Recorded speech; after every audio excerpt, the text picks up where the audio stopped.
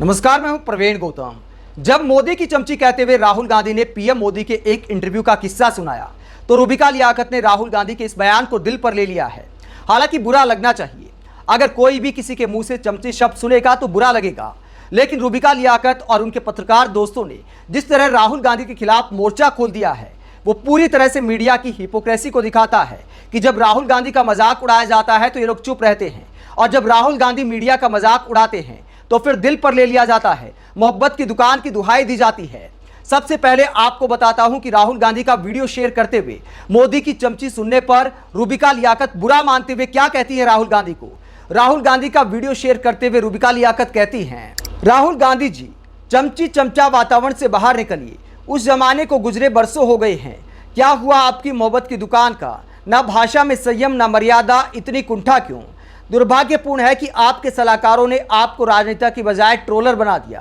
PM ने अब तक 71 साक्षात्कार दे दिए हैं, हर सवाल उनसे पूछा गया है, महंगाई से लेकर घुसपैठिया वाले बयान तक, चीन से लेकर पाकिस्तान, देश विदेश तक। पत्रकार का धर्म है सवाल पूछना, हम हर किस्म का सवाल पूछेंगे। आपको किसने रोका है? आप केवल एक दे दीजिए। आप अपनी राजनीति पर ध्यान केंद्रित कीजिए। पत्रकारिता से आपको चुनाव नहीं लड़ना है, चुनाव मोदी से लड़ना है। और हाँ, मेरा नाम रूबिका लियाकत है, नाम अगली बार पर्ची पर लिख कर ले जाइएगा। राहुल गांधी के नाम रूबिका लियाकत का ये मैसेज कई सवाल खड़े करता है। पहली बात तो ये लगती है कि शायद रूबिका को इस बात का ज्यादा बुरा नहीं लगा कि उन्हें मोदी की चमची कहा गया।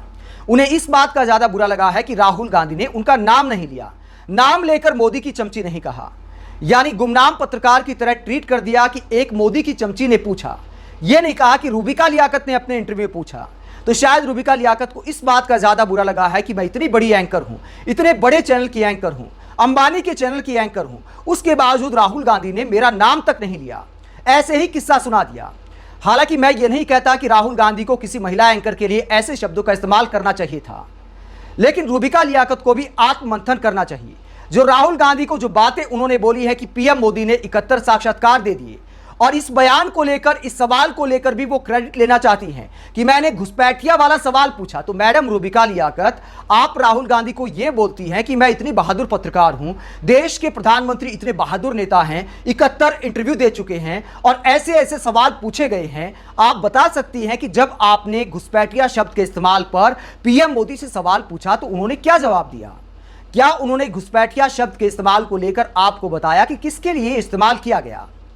जब आपको सवाल का जवाब नहीं मिला तो आप देश के प्रधानमंत्री की इतनी तारीफ क्यों कर रही हैं? चलो, चमची की बजाय भक्त शब्द का इस्तेमाल करना चाहिए था राहुल गांधी को। किसी महिला के बारे में चमची कहना मैं नहीं मानता कि सही शब्द का इस्तेमाल किया। कायदे से राहुल गांधी अगर भक्त पत्रकार बोलते तो शायद आपको इतना बुरा नहीं लगता, क्योंकि धर्म की पत्रकारिता के आधार पर ही सवाल किए जाते हैं। जब आपको सवाल का जवाब नहीं मिलता, उसके बावजूद आप पीएम मोदी की भक्ति करती हैं कि देखिए कितनी दैवीय शक्ति है। 25 मिनट तक धूप में इंटरव्यू दिया, मतलब भर भर की आपने तारीफ कर दी।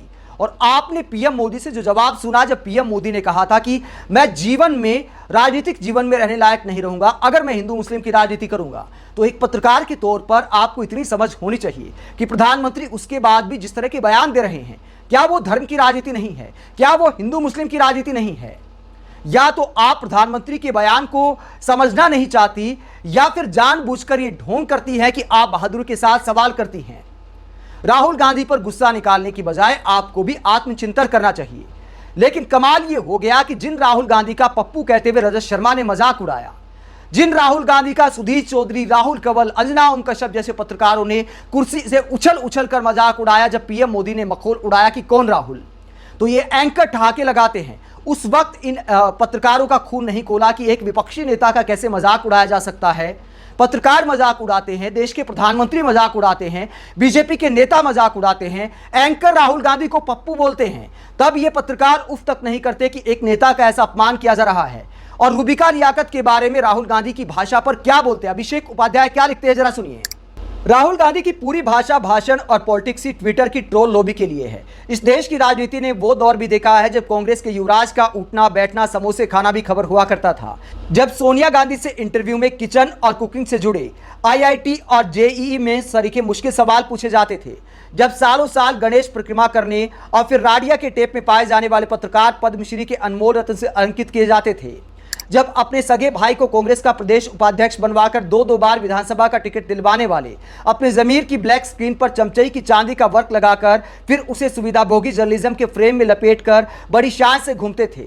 आप आज भी राहुल गांधी की किसी भी प्रेस कॉन्फ्रेंस या इंटरव्यू को ऑब्जर्व कीजिए तो पता चलेगा कि वो वही सवाल एंटरटेन करते हैं जो उनके हलवा पूरी सरीखा हों।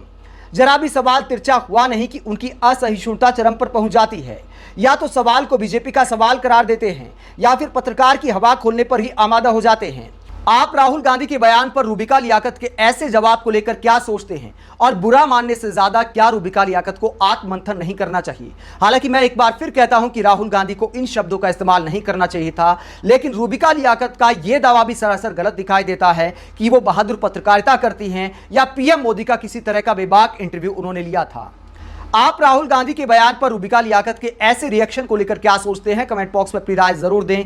अगर आप हमारी पत्रकारिता को पसंद करते हैं तो थैंक्स के ऑप्शन का इस्तेमाल करें, वीडियो को लाइक करें, चैनल को सब्सक्राइब करें। नमस्कार।